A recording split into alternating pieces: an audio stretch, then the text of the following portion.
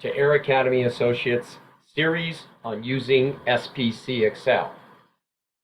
This short video clip addresses the measurement system analysis of attribute or binary data. Binary data is when the response of a measurement or a judgment is either yes or no, good or bad, pass or fail, accept or reject. You get the idea. Since inspection systems often use binary responses, namely accept or reject, we will look at an inspection case study to set the context for this kind of measurement system analysis. In this case study, a greenbelt was tasked with studying the effectiveness of a visual inspection system.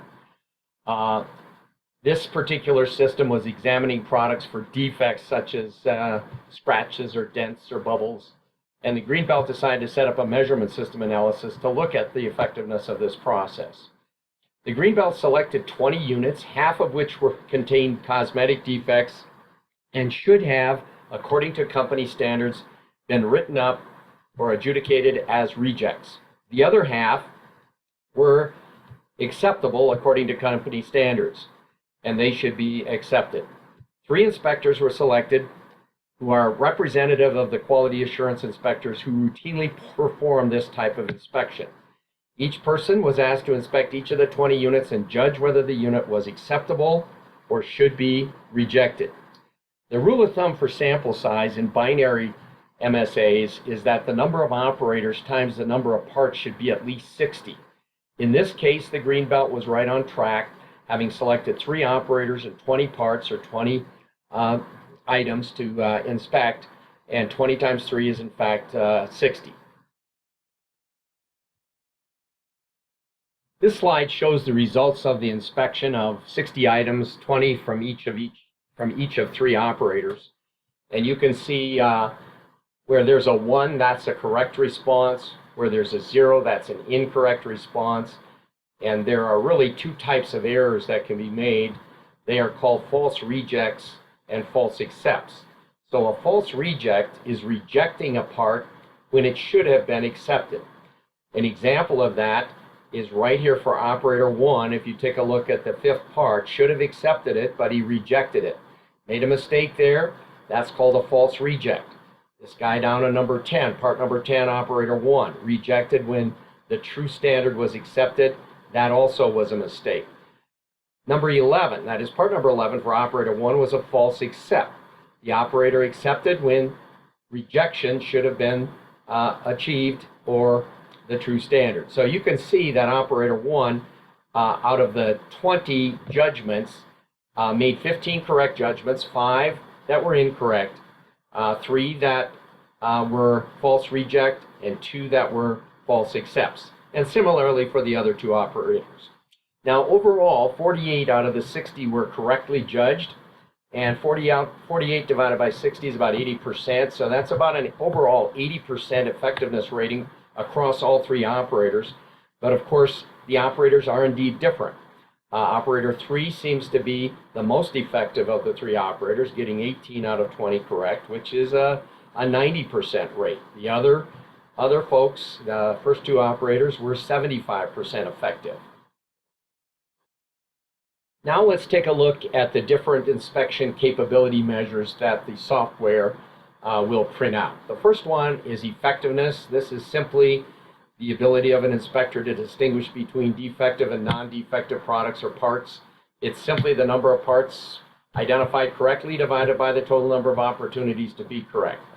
Then the 2 different types of errors. The probability of false reject and the probability of false accept are defined here. And then there's a bias measure. The bias measure is the inspector's tendency to falsely classify a part as either rejection or accept. That is either good or bad. And the bias is just the probability of a false reject divided by the probability of a false accept. Now, the probability of false reject is the number of times good parts are rejected as bad divided by the total number of opportunities to rate good parts. And similarly for false accepts. But this ratio right down here is your bias measure. And if that ratio is bigger than 1, what that means is your inspection system is biased toward rejecting good parts. It will reject good parts more often than it will accept bad parts, okay? And vice versa if the bias measure is less than 1. But let's go to the software and show you how this is done, how to input the data, and then the analysis technique. We're now in the software, and where we go to conduct an MSA for attribute data is right up here in our MSA main menu. We click on that, and the first thing we always do in an MSA is to create an MSA template or a table into which the data can be inserted.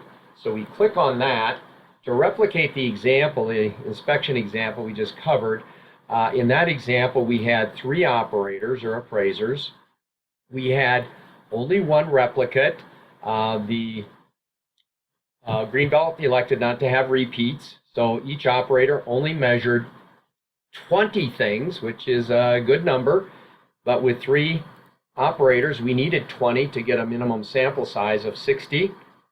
So we don't have any spec limits here, so we click on OK, and we come up with the table or template into which we place the data. Now, the reference column is shown right here. This reference column is the true standard. Now, how is the true standard determined? Well, experts in the company come up with a standard that says this part or item should be rejected and should be getting an R, or this part should be accepted and should be getting an A. And so that's the true standard to which each of the operators' judgments will be compared. And so now the terms accept and reject are very general. In the software, you must put an R for reject and an A for accept, but you can apply this to almost any situation. Like in baseball, an umpire either calls a strike or doesn't call a strike. It's a ball or a strike. In a case like that, and we have video replay now that you can go back and see, was that really a strike? Was it really a ball? And we can judge and get the correct reference or the true standard. So whether it's that or calling somebody out at first base or safe at first base, you have judgments that are being made.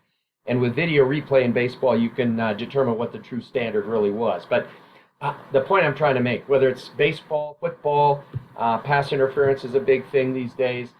Did the official call pass interference correctly or not? So in training the officials, they may look at the effectiveness of the officials by having a true standard and having video replays of different actual pass catching techniques or pass catching and whether pass interference was called or not. You could do the same thing there. So the point I'm trying to make is accept or reject has to be defined very specifically by the practitioner. And in this case, it's pretty easy. We reject the part or we accept the part. In some cases, you might have to spend a little more time defining what accept and reject really are. Well, we're not going to put the A's and R's in here. Let's just go to the template here and go to sheet 1 here, where the A's and the R's have already been inserted. And obviously, once you have that, life is easy, because now all you have to do is come up here and click on attribute analysis, which is the only option available when we do binary attribute data measurement system analysis. So when we click on that, we get this table. Let me blow that up a little bit more.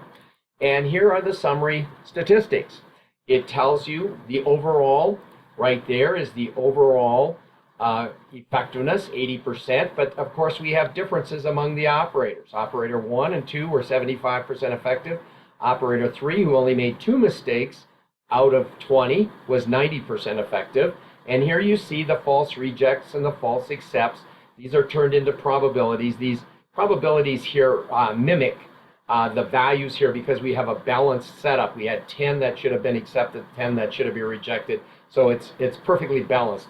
In some MSAs, it's not balanced that way, so the probabilities won't be reflected exactly like the numbers here, because 7 divided by 5 is 1.4, and so is 0.233 divided by 0.16.